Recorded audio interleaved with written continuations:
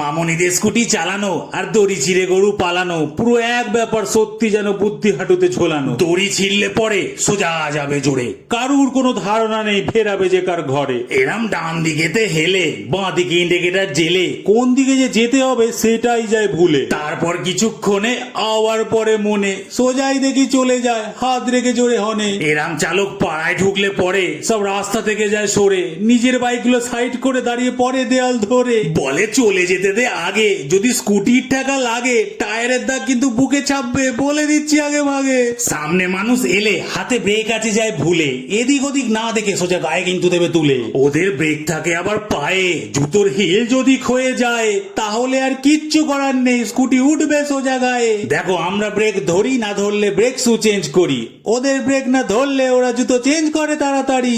আর ধাক্কা লাগলে পরে চিল্লে উঠবে জোরে, থাবড়া মেরে দিতে হয় অসভ্যটাকে দৌড়ে। যতই না থাক তোমার ভুল, দিয়ে ভুজুং ভাজুং আর গুল ঠিক প্রমাণ করে দেবে তুমি অ্যাক্সিডেন্টের মূল। নাও আজ তুমি শিখে রাস্তায় এরম স্কুটি দেখে, দরকার হলে সাইডে দাঁড়িয়ে পড়বে বাইকটা পাশে রেখে।